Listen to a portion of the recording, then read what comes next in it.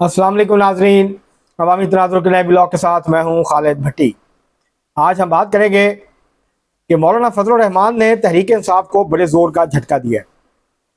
तहरीक इंसाफ ये तवक्को कर रही थी कि उनका और मौलाना फजल रहमान साहब का इत्तेहाद हो जाएगा और वो दोनों मिलकर और बाकी जमातों के साथ, छोटी छोटी जमातों के साथ मिलकर वो एक भरपूर तहरीक जो है एहतजाजी तहरीक चलाने में कामयाब होंगे।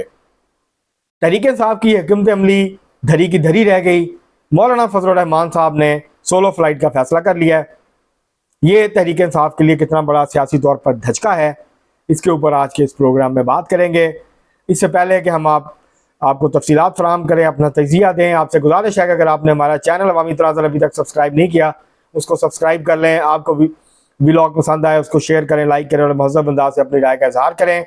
बेल आइकॉन ज़रूर दबा दें, टेली ज़रूर खड़का दें। अब हम बढ़ते हैं अपने आज के मौजू की तरफ।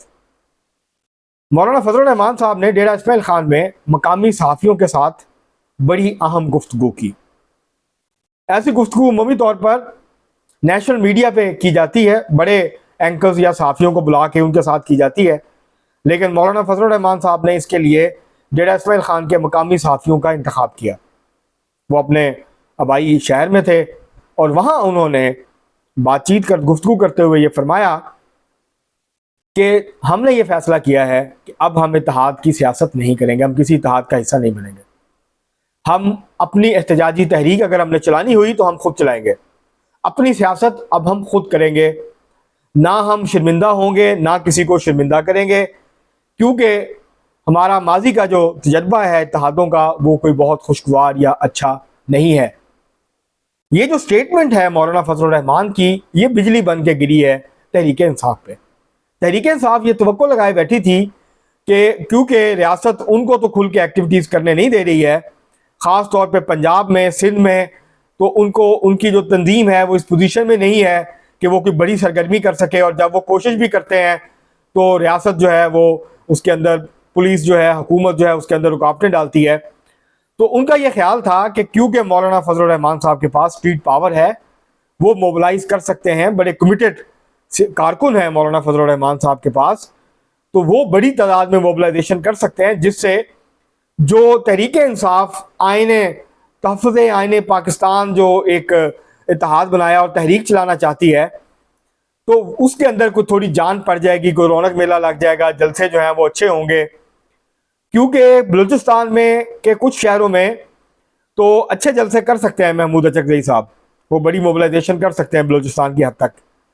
केपी में जो पीटीआई है वो किसी हद तक बेहतर मोबिलाइजेशन कर सकती है, लेकिन असल मसला पंजाब बना हुआ है केपी तहरीक इंसाफ के लिए। तो उनका यह ख्याल था कि मौलाना साहब होंगे तो शायद रियासत उस तरह की रुकावटें नहीं डालेगी। तो बहरहाल ये जो ख्वाब था, ये जो प्लान था तहरीक इंसाफ का, ये जो हुकूमत अमली थी, ये अब नाकाम होती नज़र आती है। मौलाना फजल रहमान साहब ने यह वाज़ेह ऐलान कर दिया है कि वो किसी सियासी इत्तेहाद का हिस्सा नहीं बनेंगे, क्योंकि उसकी वजह तहरीक इंसाफ का ख्याल था कि जिस तरह पाकिस्तान पीपल्स पार्टी और मुस्लिम लीग नून ने अपने सियासी मकासद के हसूल के लिए मौलाना साहब को इस्तेमाल किया पीडीएम में, और उसके बाद जो 16 माह की हुकूमत थी उस दौरान ज़ाहिर है मौलाना फजल रहमान साहब भी उस हुकूमत का हिस्सा थे, वो ब्लेम तो नहीं कर सकते दूसरों को। लेकिन मौलाना फजल रहमान साहब का ये ख्याल था कि शायद ये जो इतने लंबे अरसे का इत्तेहाद चल रहा है, फिर ये 16 माह की मुश्तरका हुकूमत है, तो जब इलेक्शन आएंगे तो दोनों पाकिस्तान पीपल्स पार्टी भी और मुस्लिम लीग नून भी मौलाना साहब को अकोमोडेट करेगी। वो ना सिर्फ ये कि केपी में इत्तेहाद करेंगे, आपस में सीट एडजस्टमेंट करेंगे, बल्कि पंजाब में भी मौलाना फजल रहमान साहब के जो लोग हैं उनको अकोमोडेट करेंगे। लेकिन ऐसा नहीं हुआ और उसके नतीजे में मौलाना साहब शदीद नाराज़ हुए। मौलाना साहब ने फिर जब पंजाब में इत्तेहाद नहीं हो सका, सीट एडजस्टमेंट नहीं हो सकी, तो मौलाना साहब ने यह कहा कि हम फिर जो है वो केपी में भी नहीं करेंगे। उसका नुकसान हुआ, सब जमातों को हुआ। तो अब मौलाना साहब ने जो है ये ऐलान कर दिया, मौलाना साहब की हिकमत अमली अब ये है कि आगे का जो भी रास्ता हम अपने लिए बनाएंगे, हम किसी के कंधों पे चढ़ के नहीं बनाएंगे, ना हम अपने कंधे किसी को फराहम करेंगे। अब हम जो भी सियासी जोड़ तोड़ करेंगे, हम इस्टेब्लिशमेंट से अगर कोई बात करेंगे तो हम अपने लिए करेंगे और अपने कुव्वते बाजू के ऊपर करेंगे। और हमने जलसे जुलूस करने हैं वो कर ही रहे हैं। मौलाना साहब चंद दिन पहले انہوں نے لکی مروت میں ایک بہت بڑا جلسہ کیا. تو وہ جلسے جلوس تو مولانا صاحب کر ہی رہے ہیں مختلف جگہوں پہ, تو وہ کرتے رہیں گے. تو اب انہوں نے یہ فیصلہ کر لیا ہے. اور دوسری بھی انہوں نے بڑی اہم بات کی ہے, اس میں بہت سے اشارے چھپے ہوئے ہیں عقل مندوں کے لیے. وہ انہوں نے یہ کہا کہ اب لگتا یہ ہے فیاض حمید کی گرفتاری کے بعد, جنرل فیاض حمید کی, کہ فوج جو ہے اندرونی معاملات کو سنجیدگی سے لے رہی ہے. اور انہوں نے یہ بھی کہا کہ اگر ماضی میں جو ہوا, اگر آئندہ جو ہے وہ فوج اور اسٹیبلشمنٹ ہمیں یقین دہانی کرائیں کہ اگلے انتخابات میں دھاندلی نہیں ہوگی, ہم بے شک ہار جائیں, دھاندلی نہیں ہوگی, وہ مداخلت نہیں کریں گے, اپنی من مرضی کے بقول مولانا فضل الرحمان صاحب کے اپنی مرضی کے نتائج جو ہیں وہ نہیں سامنے لائیں گے, تو ہم جو ہے ان کے ساتھ معاملات جو ہے اس کو آگے بڑھانے کے لیے تیار ہیں. تو یہ مولانا صاحب نے بہت بڑا اشارہ دیا ہے جو اس بات کی غمازی کرتا ہے کہ مولانا صاحب جو 2024 میں ہوا اس کو بھلا کے آگے بڑھنے کی خواہش مند ہیں. اور مجھے لگتا ہے کہ دوسری طرف سے بھی ان کو مثبت جواب ملے گا, اور اسی لیے شاید مولانا صاحب نے اپنی راہیں جو ہیں وہ جدا کر لی ہیں. اور یہ ذہن میں رکھیے ناظرین کہ مولانا فضل الرحمان صاحب پاکستان کے انتہائی زیرک, انتہائی ذہین اور انتہائی سمجھدار سیاستدانوں میں سے ایک ہیں.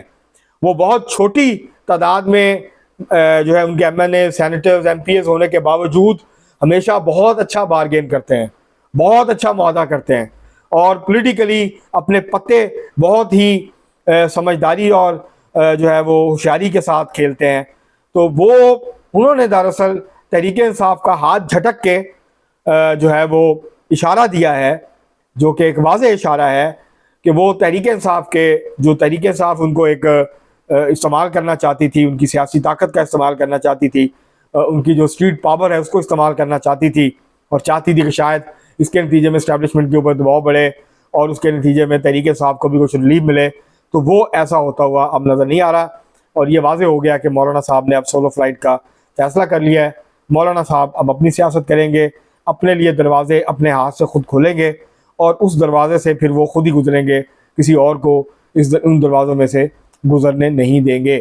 تو اب جو بھی وہ کریں گے وہ خود کریں گے, اپنے لیے کریں گے, اور نہ انہوں نے کہا کہ میں کندھے دوسروں کے استعمال کروں گا اور نہ اپنے کندھے کسی اور کو استعمال کرنے دوں گا کہ کوئی ہمارے کندھوں پہ چڑھ کے اوپر چلا جائے اور پھر ہمیں پوچھے بھی نہ. تو یہ ڈیولپمنٹ ہے, بڑی اہم سیاسی ڈیولپمنٹ ہے, اس کے دور سیاسی نتائج مرتب ہوں گے, خاص طور پہ تحریک انصاف کے لیے یہ بہت بڑا دھچکا. اب تک کے لیے اتنا ہی, بہت شکریہ.